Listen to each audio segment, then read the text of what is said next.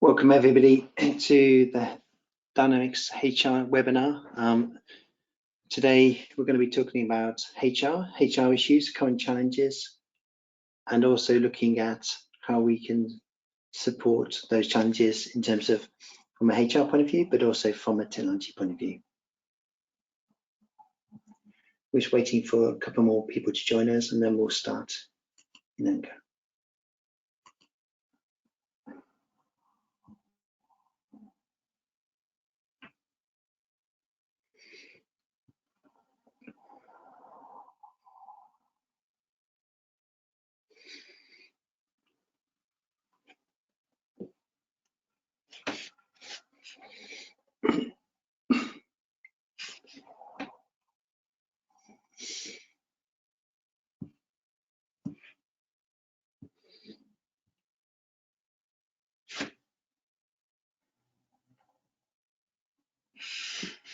Okay, cool. I think we've got most people now.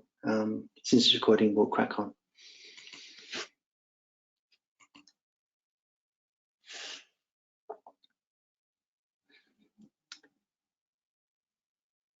So on the call today, we've got my colleague Laxman Pasnet, who's a senior HR consultant who's been working with HR in terms of the talent recruitment industry, working for some large organizations, supporting companies of over 4,000 or 5,000 employees, helping them turn their kind of HR system into a digital strategy in terms of employee analytics and data-driven insights to really help use data and insights to help increase performance of an organization.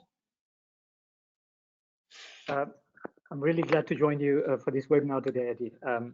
For everyone attending and that do not know, Eddie is the CEO and founder of Dogma Group and offers the experience, expertise and wisdom in ERP, CRM, business intelligence and mobile app domains.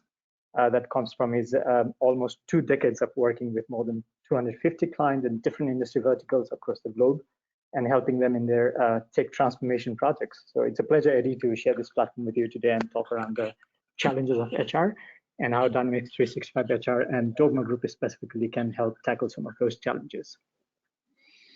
Great, thank you very much, Laxman. Yeah, so just to give people a bit of an insight into the Dogma Group, for those who don't know who you are, we are actually a group of organizations.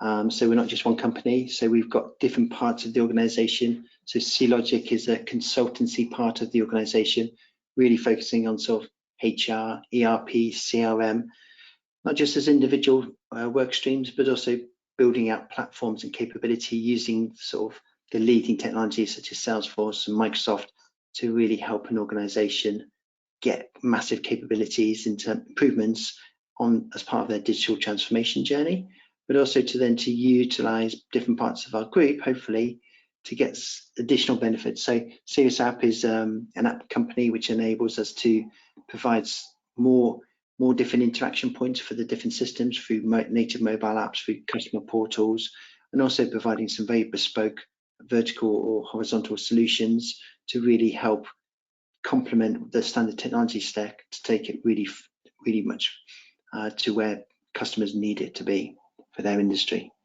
We also have Dynamic AI, which is, once you have those platforms, once you have that good baseline, if you like, in terms of a solid platform, a 360 view of the customers, the employee, your suppliers, once you have all that information as part of any digital transformation journey any organization is looking to do, the next stage will be turning themselves into a data-driven business.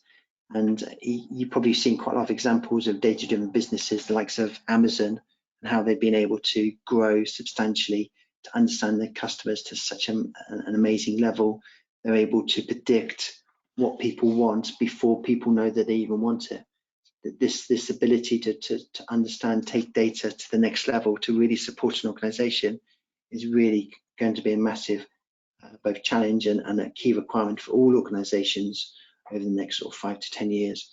And then we also provide a full managed services team, which is 24/7, 365 days a year, to supplement all the different requirements. So that gives you a bit of an intro into the Dogma Group, who we are, what we're doing. So as a group, we've been working for over 17 years now. As I said, working over, I think it's about 700 different projects for different clients across all sorts of industries, both global, international clients as well. So it gives you a good idea. We've got a good depth of experience in terms of being able to help with these sort of challenges. But today we're really going to focus on HR challenges. And there's so many different challenges.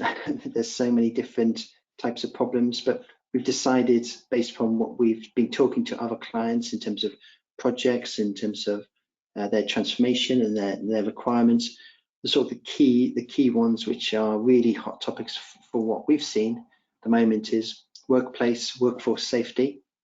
It's obviously quite a broad topic, but we'll try and focus on some key areas around it. Flexibility working. Employment engagement, this is becoming more and more popular, and as you'll see, we'll talk about the different options. HR operations and efficiency, so this is really sort of improving, doing more with less. Diversity, which is obviously becoming more and more a key topic in the world of HR, as we probably all understand. And also communications, how communications play an important part in terms of the HR messaging, the brand, the tone, and those sort of things, and how we can best support it. So we're going to start off with workplace and workforce safety. I think we all recognise over the last sort of 12, 15, 18 months that the world has changed fairly dramatically. You've got organisations such as Google who banned their workplace for 12 months. You've got very large bank institutes like Lloyds and HSBC that are closing down major offices throughout London.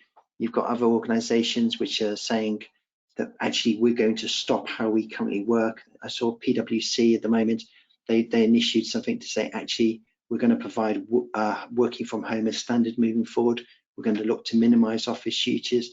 We're going to minimise the standard hours, those sort of things. And obviously having that diverse location in terms of workforce and work people offers a whole load of different challenges around. So there used to be things like pack testings, there used to be work safety, desktop assessments and those sort of things. And is the chair the right type of chair, the desk is the right height, all these standard stuff that used to be really important with an organisation and an office. But actually when people are working from home or people working in isolation without that sort of ability to watch and support, it's actually changed the dramatics of HR dramatically. So Laxman, what's your kind of view on this experience? I think you put it really nicely, Eddie.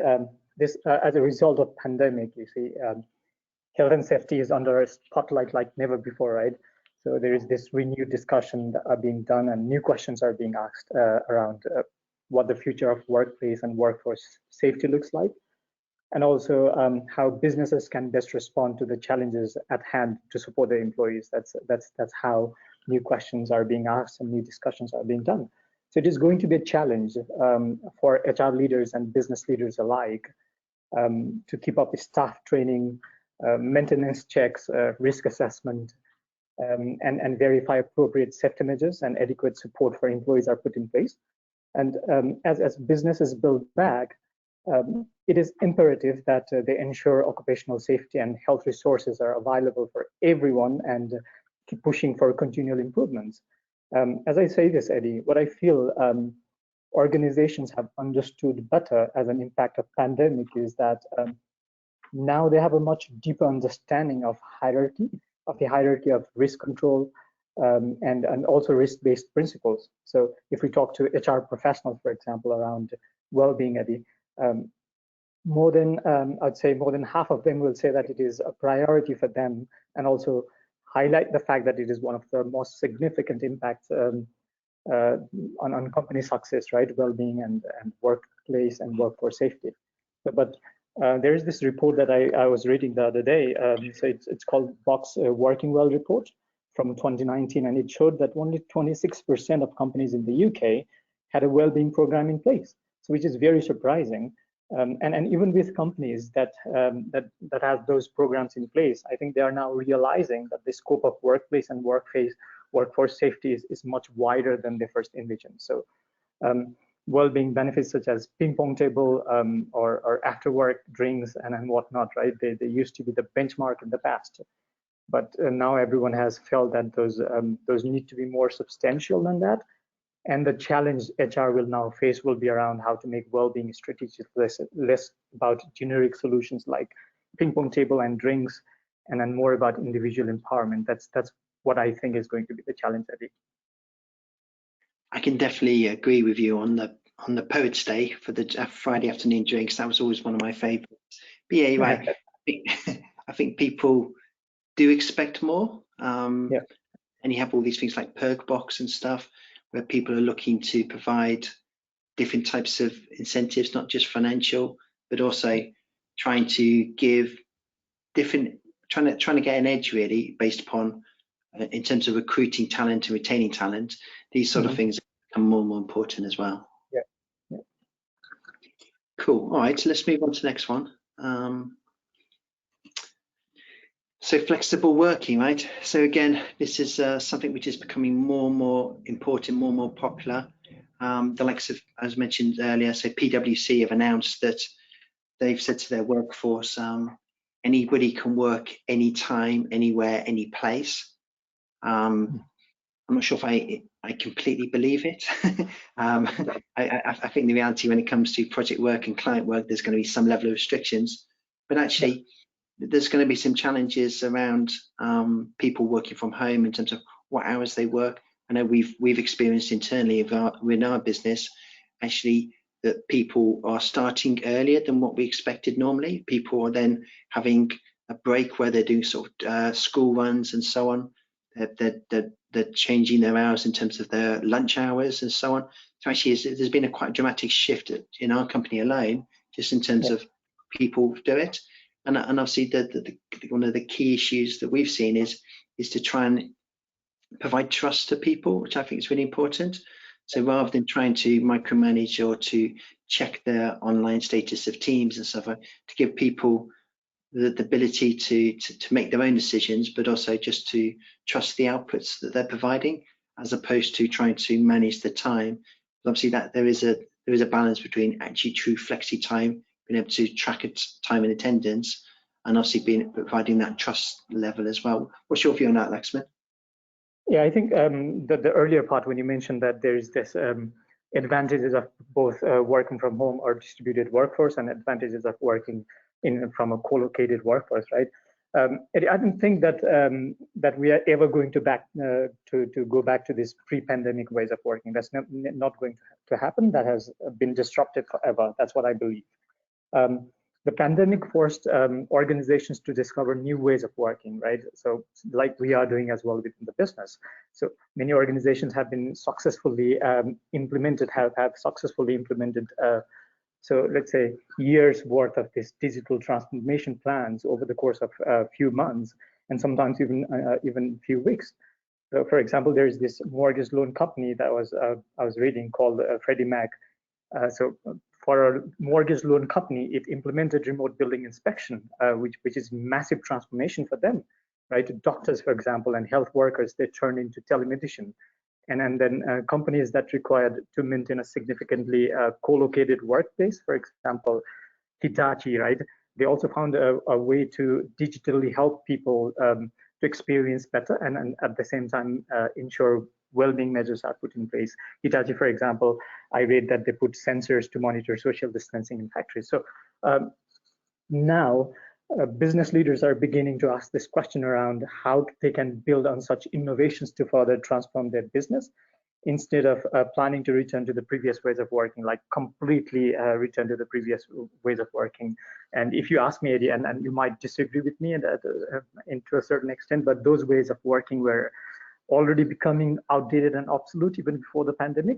But again, you know, there are interesting insights that we hear from HR people all over the place. There's this American architecture and design company, a big one in that one. So they did a research with their employees, and what they found was 67% of their employees still wanted a dedicated workstation in their workplace, which is surprising given that the whole world believed that people wanted to work distributed. So that means now HR leaders need to partner with business leaders and also other stakeholders to try and maximize the benefit of both remote and co-located work in order to provide this impeccable, flexible working opportunities to employees. So how can HR play a pivotal role, for example, in leveraging the best of the both worlds? There are benefits of both, right? Like you said, remote work reduces the serendipitous connections among employees, which is really crucial in innovation as well as company culture, which is absent mostly while working remote. But our study also showed that those serendipitous connections increased among employees by 25% when people started working like 2 days or 1 day from office. So to summarize, so what I'm trying to say is HR will have to lead the line when it comes to designing flexible work for employees to get the best out of both remote and co-located workplace, because both are good in a different aspect for different kind of reasons, and continue to evolve virtual work while digitally supporting co-located work. So this is going to be a big challenge, another big challenge and a massive challenge for HR leaders, I believe. Yeah, I do agree with most of that. I'm slightly skeptical. I suspect that real change will be driven through the next generation of entrepreneurs. Personally, I suspect that within 12, 18, 24 months, I think there'll be a lot of businesses that kind of saying the right thing now because it's popular, it's on LinkedIn, they're getting impressions, they're getting a bit of notoriety, free PR. There's a company, get the name, but there's somebody who said, actually, we don't need a HR department, we don't need HR in our business. But then if you look on LinkedIn, they've got 5 people with job titles such as HR director, HR manager, and so on. I think people are just, because it's popular as well, it's trending. I think people like to talk about these things. And I think there'll be a certain element of big businesses who have got pretty well-defined structures that actually think will return back to where they were. And then I think that the more agile businesses and the next generation of businesses, they really will start to embrace all of these things. Yeah, I agree. Yeah. Cool. All right, let's move on to the next topic. So we've got next one's employee engagement. This was I guess a tricky topic for a lot of people. When we first went into the lockdown, we first had to go working from home. It was to try and understand actually how engaged people were, how to engage with our employees. I know we did a whole load of initiatives, such as we had this concept called a random meeting, whereby we would select 8 people randomly for across the company, across the different regions, within a time zone that's suited, and then everybody would then talk about what they're doing. I know that was really good for our business because it actually started to educate people across all different departments about what we do as a business and what the different departments are doing. And people are saying, oh wow, I didn't even realize we did that, right? So not only did some of our customers not know that the breadth of services, but actually our own employees didn't fully understand. So it was really enlightening for us to understand actually how we can better communicate and also just to make sure that we have these meetings. So one day I was meeting with someone from HR, from marketing, from sales, from finance. Next day it was a completely different bunch. I got to start to build some very nice personal relationships with most of the team members. It was really insightful for me. And it was also gave people good access to the senior management team as well. So I think that was a good way of getting engagement.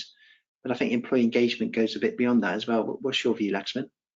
Yeah, I think the serendipitous connections that people build. I was talking about in the last topic, Eddie. That's I think we're trying to find a different way to force that serendipitous those natural connections, and technology definitely is helping, of course. And in that regard, I see this year 2021 as an opportunity especially for HR leaders to redefine employee engagement, if you like, right?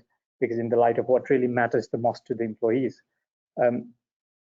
When I think about it, there are 3 key areas in redefining process around this employee engagement. So the first is, I think, employee insights. The second is we talked about it a little bit earlier as well, is it's wellness, and third is purpose. So So it's needless to say, but the best way of designing amazing employee experience and engaging them is by listening to them. So by being on top of what's happening within the organization and what employees are feeling and thinking. So the luxury that you mentioned, Eddie, of direct observation to understand employee engagement that co-located workspaces offered is no more completely there in today's work climate. So HR needs to be creative and find new ways to listen and glean employee insights, right? So those insights can then be used to build a behavior-based, more realistic picture of engagement that's in tune with changing times, right? We talked about wellness earlier, so I don't think so. We need to spend much time repeating ourselves here, but just to highlight again, HR leaders need to play the role of an enabler when it comes to supporting initiatives that advance all aspects of employee health, as well as enabling people to create this long-term wealth and gain financial security. That's another important aspect. And the last one in the list is probably the most important one, and you touched a little bit on that one, Eddie, when you talked around the new people coming into the workforce. So pandemic threw a lot of challenges to working professionals worldwide, right? So this, among others, Eddie, so this increased focus on work and life blend. So there's no more work and life balance. There's this work and life blend, and force professionals to ask more serious questions around meaning, mission, and purpose, right? So there are numerous researches done worldwide to try and understand how employees, especially the new generation joining the workforce, think about work these days.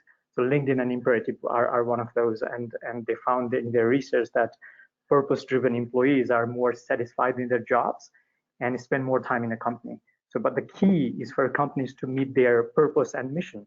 So companies that draw a distinct connection between their business and a bigger societal goal have a clear advantage in keeping their employees happy and engaged. So the key for HR leaders, one of the major challenges, so to say, for me, Eddie, will be to play a crucial role in redefining the employee engagement from all these three major areas of insights, wellness, and purpose. That's what I believe is absolutely necessary and going to be a challenge.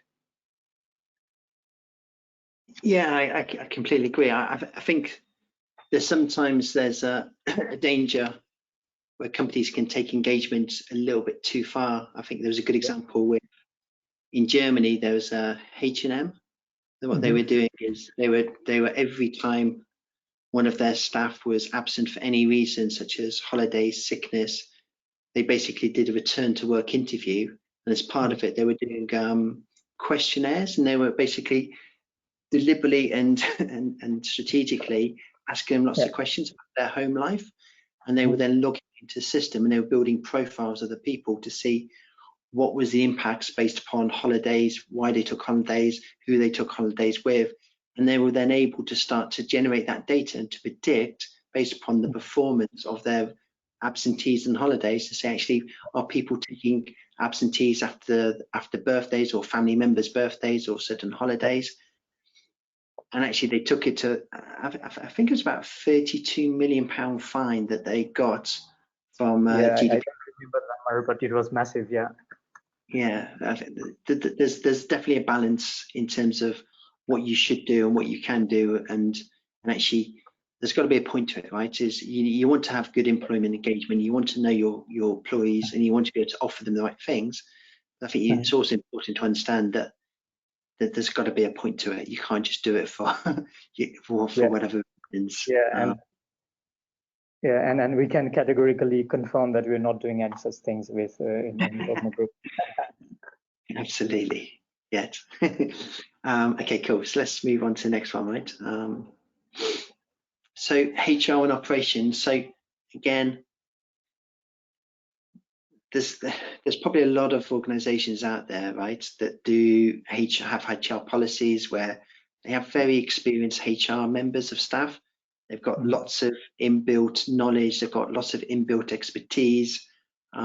And that works great, right? You hire good people, you trust those people, and they offer you a lot of experience and are able to adapt to situations and scenarios.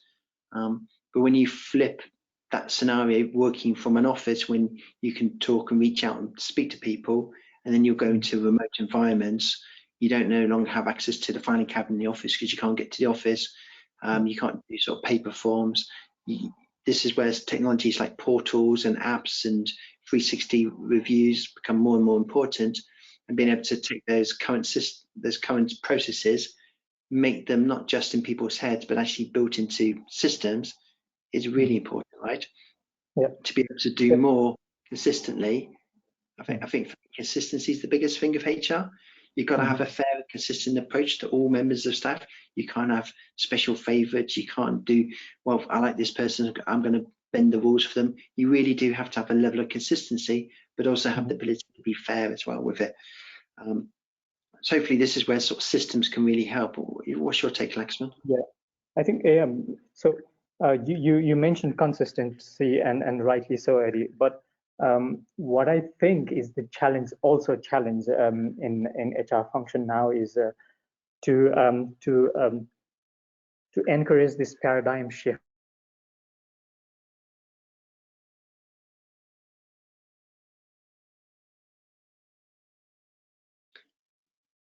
In what way? We lost you. You there, Laxman?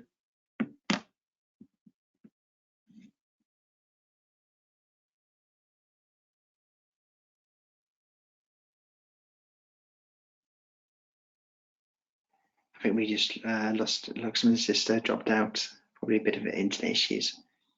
Okay, cool. So let me just carry on until he comes back. So I'm not going to second guess what he was going to say, but just in terms of the HR operations, from my side a bit more, ability to automate, to provide reminders, to provide alerts, potential issues and risks.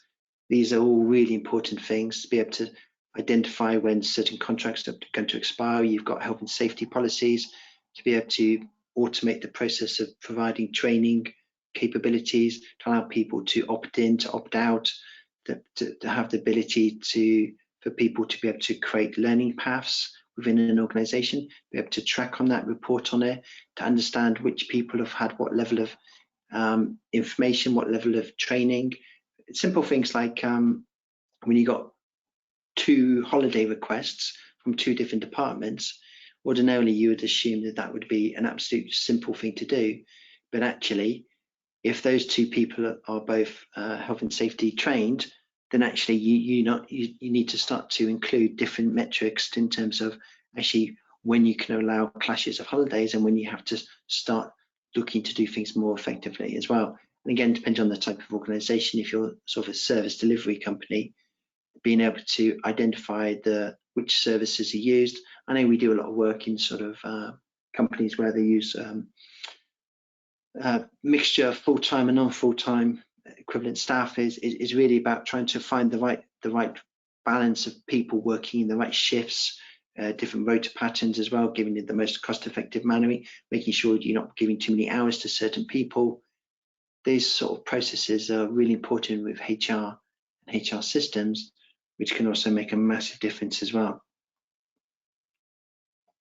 Eddie, sorry, I dropped off. Yeah. No, so yeah. So I was mentioning this. I was trying to talk around this paradigm shift that needs to happen in HR thinking, right?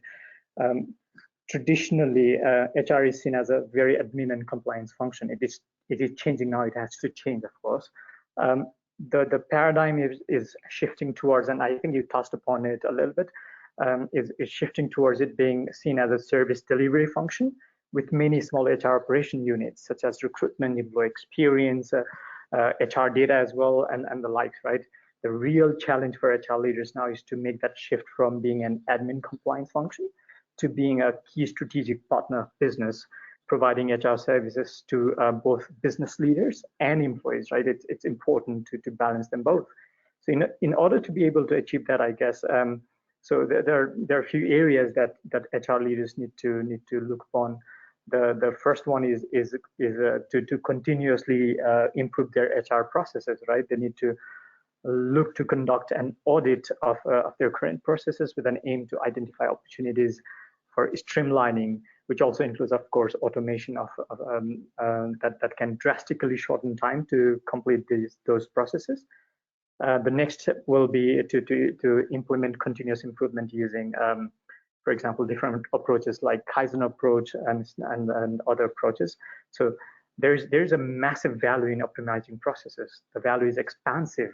So not only does it give time back to HR, it also helps deliver quality HR services to leaders and employees.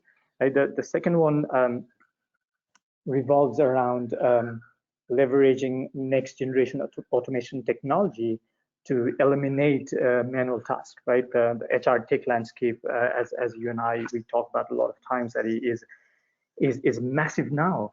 If my memory serves me right, the global HR tech market was worth 400 million or something in US dollars around in 2018.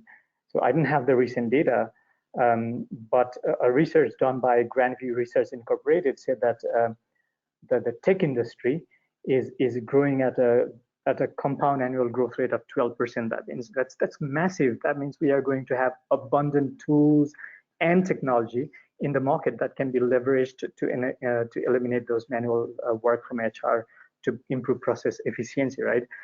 And business leaders will also increasingly want HR leaders to be able to do that. And the third one is around user experience now. So why I'm saying user experience here is because now the paradigm shift is going to happen from HR being an admin and compliance function to a service delivery function. Providing employees and leaders with positive HR services will be crucial.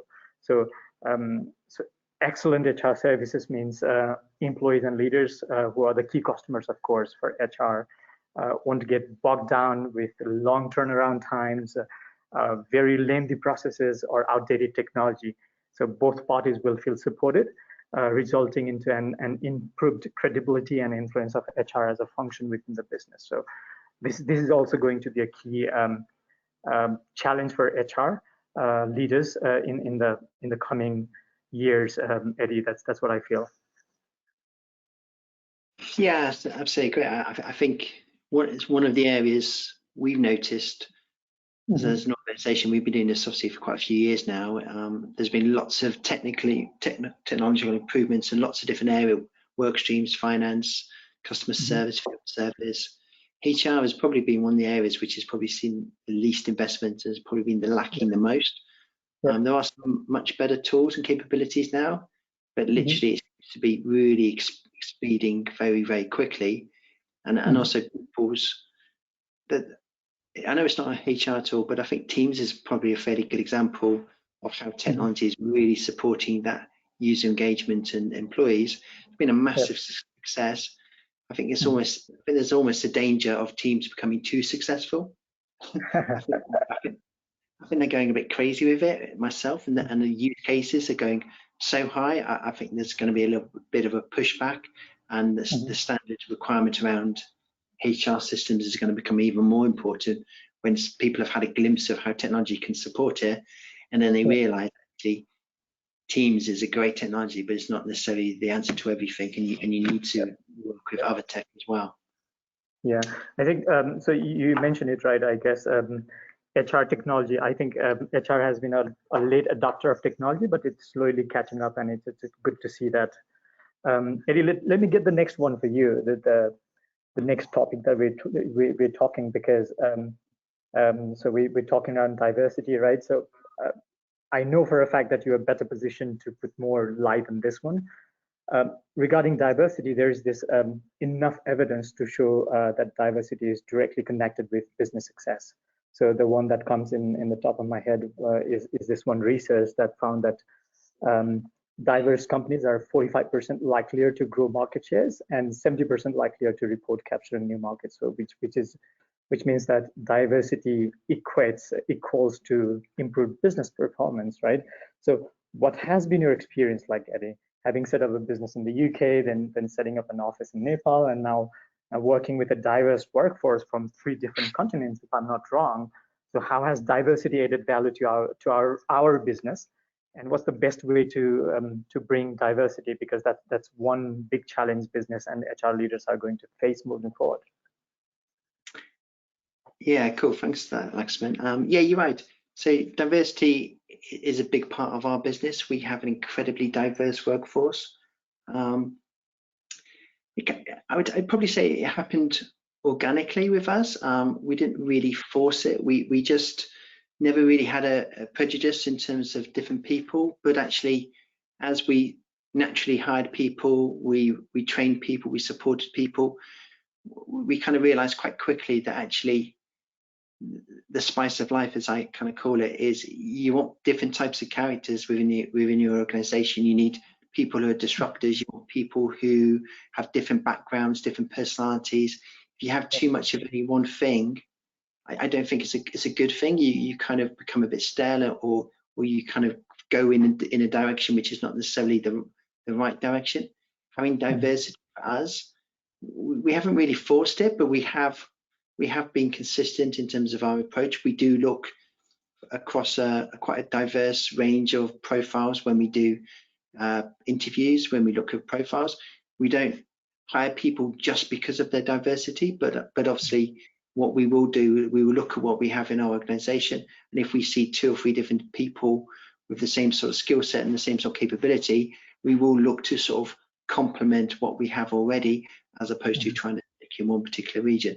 I mean, we've seen so much success from different types of people from all sorts of backgrounds, so poor backgrounds, rich background, different regions, different countries, different sexes, absolutely everything. I know there's a really good example as well from Google and also Microsoft have kind of also taken on board. They call it this neurodiversity hiring program. Essentially, what it is, they're looking at people with things like Asperger's or autistic tendencies. And what they do is they offering them jobs around things like programming or mathematics and so on. They've identified actually when it comes to people who don't have those, if you like, those talents, as it probably is a nice way to refer to it. People who come up against problems and challenges will quite often get frustrated. As a kind of a natural instinct to be frustrated by something. You can't fix it, you can't do it. Actually, people with Asperger's, it's been proven that actually they don't give up. They have this determination and will to basically to keep going and keep going and keep going, and until they solve problems. Is that they have this very strong determination. And I think the likes of Google and Microsoft have highlighted that and understood that. I know Microsoft have been working in the neurodiversity since 2005. I know there's quite a few other companies who are doing the same thing. IBM are doing it, HP are doing it. They see actually there's different types of people in the world that have different types of benefits and skills. So it's not just about going for somebody to try and put somebody in the place. Actually, you can look at the person as an individual and see how can that person really offer value to your business, as opposed to saying, right, what do we need as a business? Let's go and find the person. We have a very strong focus on people rather than job roles as a sales. We look to find good people, and then we fit them into our business. And for us, that's been really successful over the years. Yeah, one of the things that really helps diversity, Eddie, to sum up, is to be really intentional about it. And I think businesses can then see the fruits of it, right? Yeah, absolutely. We have massively. We have such diversity, and it's a credit to our team and our people. And we have a really nice balance of different people, different ages, different backgrounds, and giving people opportunity. I know some of the guys who work for us, who literally have joined us with nothing, no education, very little background in terms of money, financial security, and they've gone on to thrive and not just survive, but really thrive within that, and giving them the opportunity to showcase. People take it, right? People are hungry and ambitious, and if you give people a chance, they will quite often surprise you, which has always been a fantastic thing for us. Yep. So we are probably towards the end of talking around challenges. So the next one, Eddie, um, is something that we've discussed multiple times during our conversations as well. So I recall us talking around how communication is key within the business. With the workforce now spreading out and working in a hybrid semi-distributed model, right? So I'm sure it is going to be a challenge. So the advantage of face-to-face interaction um, is there, and it's even more is not there, and there's even more of a chance that people start reading between the lines in this online communication, digital communication. What do you think? What will happen, and what's going to be the challenge? Well, in my personal view, I think communication is important to understand. In the same way as if you were trying to communicate to your customers, I think the first thing you need to understand is actually there's different types of personas, there's different types of people that need different types of communication. So it's not just a one thing for everybody. I think you need to understand who the different types of people are within your company. What is it they want in terms of communication, and then how can you best support that requirement? I know what we're trying to do in terms of internal communication is actually set up an internal communication team. We call it the internal stakeholders, which is trying to identify different types of groups within our organization, such as different age groups or different types of roles or different types of responsibilities or different types of challenges, and then try to understand exactly who they are, what they need, how we can best help them, and then building strategic communication strategies to make sure we're delivering the right type of information to the right people at the right frequency and in the right way, to make sure that actually we can take away their need to find data. We can start to supply data. We can take their need away from not being sure, not understanding all the key points. We can understand what they understand to be the key points, and then we can make sure we deliver packages of information and communication to the right people at the right time, so they have the best ability to do their jobs, not worrying about, well, what I missed a meeting and I don't know what's happening, or I don't know what the CEO is thinking, I don't know what the strategy is of the business.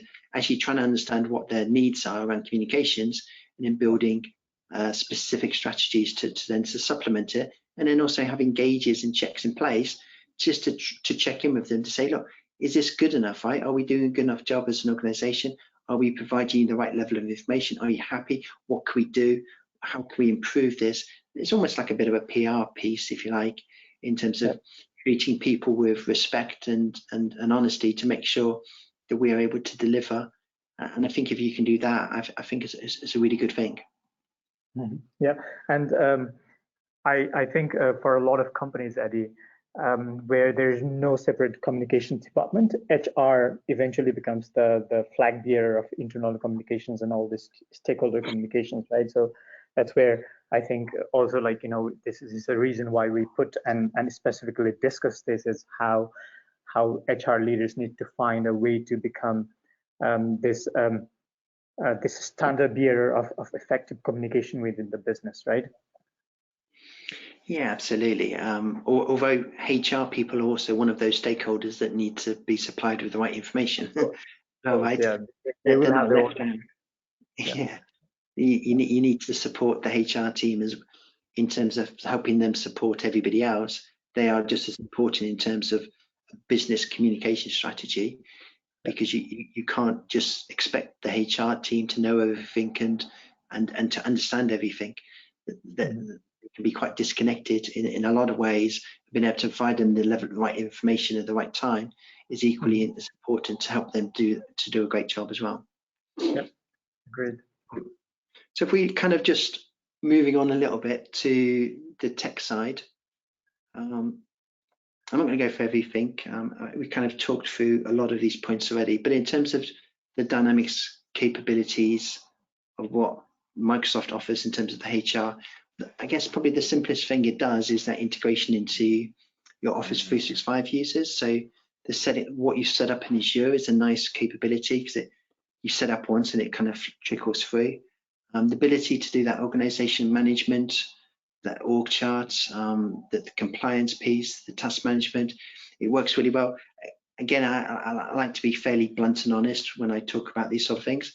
Task management is good, it's capable, but the reality is we don't use it internally for that capability, and none of our clients really do, because why would you want to manage individual tasks within a HR system when people are so familiar with the likes of Outlook and the capabilities within Office 365 that there's much better ways to manage those sort of tasks. But obviously what you do want to do is integrate workflows and business processes to enable you to track them. So this is kind of a good example of being able to blend technologies and tools. Employee experience, so there is the self-service portal is obviously important, being able to management self-service portal, so managing on behalf of staff, that's obviously crucial. There's a whole load of new capabilities as well within Teams, which are coming shortly in terms of their acquisitions they've done with some of the Viva experience. You'll see some updates about this. This is quite exciting. This is really about understanding analytics about individual people, what they do, and also being able to not just self-service the employees for them self-serving, but the system self-serving data to the employees. So rather than having to look for information and look to see what they need to do, it's going to tell them and recommend and provide AI intelligence. So there's some quite exciting things happening around there. Obviously the standard stuff of HR, benefits, compensation packages, being able to do different plans, also being able to have different structures as well. So quite a few of our clients are working with 2P contracts as well as existing contracts. So being able to support those different structures is really important. The leave and absences, so being able to create leave plans, managing the request via the employee self-portal, the manager self-portal, being able to track the process. That's a really key feature of a modern HR organization. And obviously the ability to do the extensibility. We talked about things like Microsoft Teams, we talked about workflow tools, analytics reporting. These are all really important. Again, I think it's important just from an openness and transparency point of view. It doesn't do everything. Dynamics HR, there are some gaps, I would say, in certain areas. So if you looked at, say, recruitment, there is a bit of a gap in terms of ATS. We've had to basically come to the table, if you like, in terms of our clients. So we're using the Power technologies, so the Power Portal technologies, and we've actually built an ATS portal to provide this, but it is a bit of a gap in the marketplace. They used to have the functionality, but they removed it. In terms of their strategy, they are looking for a longer term strategy with LinkedIn. But I think you probably agree, Laxman, LinkedIn's very good, but it's not necessarily right for all companies of all size. Yep, it differs. There are certain companies that are growing massively and need to hire fast and hire a lot, right? For those kind of companies, it's value for money. But then there are other sort of companies that are relatively at a stable state when it comes to recruitment, right? They need to probably hire 5 or 6 people in a year. It's not suitable for those companies. So right for some, not the right product for some. Yeah, exactly. So the onboarding piece again, so that has the ability to manage tasks and different types of tasks to manage onboarding. But again, we've utilized the Power Portal to create an onboarding portal for our clients. Again, it's more along the like of what customers, probably not necessarily today, but over the next couple of years, would expect to be part of a standard product. Again, it was the capability. Microsoft have removed it. The main sort of logic behind that was because the Power Platform is so technical and so simple to work, this whole sort of citizen development technology, rather than building something which is very generic, they're empowering the tools and partners to build something which is very focused on different industries. So it kind of is a gap, but there's a logic behind it, if you like. So the time and attendance, this is a strange one actually. So this was due for the April release. This has now been pulled out of the product completely. So this is a bit of a gap. We've actually got some native mobile apps which allow you to track time and attendance. There was going to be a feature within Teams, but they've actually pulled it. And there is no roadmap resolution in terms of looking to do that. There will be a part of the strategy is linking into the Office and the other Dynamics products to enable this sort of capability. But in terms of just HR, it doesn't currently exist. Workflows is a key area. So again, there is some really good, powerful capabilities within Dynamics HR around workflows. The problem is, being truly honest and open, it is a technology stack built upon the old, what used to be called the Microsoft AX platform. So it's not so simple to use, to build, to understand, to deploy, to test. It's a very powerful platform. It's very capable, but from a citizen development point of view, it's not really appropriate. But obviously, utilizing things like Power Automate, you can actually circumvent those native capabilities within the Dynamics platform, and then you can then use some of the Power Platform to solve these challenges much quicker, much easier as well, which is a really cool thing. And I guess the final piece is offboarding. Again, this is a bit of an area where it's they kind of looked at managing through tasks, but again, the reality is what customers are looking for more nowadays is actually an offboarding portal. You got any views on that, Laxman? Sorry? What's your view on offboarding portals? Is that something which is important nowadays? It is definitely, I guess. A lot of times, Eddie, what happens is people leave companies for a lot of reasons, right? Sometimes, it might be related to their growth. It might be sometimes related to them intending to take different challenges. But what is really, really important is because the talent pool is very, very limited, and these people have already been in the system. It is very, very important to have still a good relationship with people that leave the organization, to let them go in such a way where they experience that offboarding process as a seamless, respectful experience. Because you never know, after 2 years, after 3 years, these people might come back and start and then want to work for our organization again. So it is important to have this portal that provides exactly that for not for HR people, but also people that work around the business. For example, IT that does the asset management, the finance and stuff like that. Yeah, it's an important piece, Eddie, that offboarding it, rather than treating it just a task management and make it very dry. We need a portal that makes it very personal, and that's where our product can help. Yeah, exactly right. I think there's been a massive growth and reliance upon companies like Glassdoor as well, whereby people are starting to give a lot more feedback about employees. I know we've had circumstances in the past where we've had people leave us to go on to do bigger and better things, but actually realized that the grass is not always greener on the other side, right? Yep. And then they've looked to come back because we do offer that nice process. We do offer that ability to do things in a respectful manner, as you say, is really important. We actually then get the benefits of those guys coming back to us after they've had a bit more experiences, which again from HR is a really cool thing. So yeah, good point. Yep. And I think we have 7-8 minutes to be 7 minutes. There's just one question, Eddie, that probably will help summarize this all, right? So we have talked with a lot of clients around HR projects in our last 8-9 months working together. So what stands out as a common denominator in all this different conversation is that each client has its own set of bespoke requirements unique to their own processes and challenges, right? The one size fits all solution does not address their needs.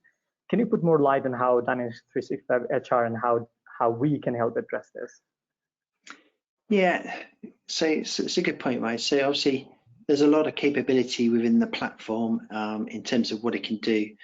But probably one of the nice points is the extensibility of it.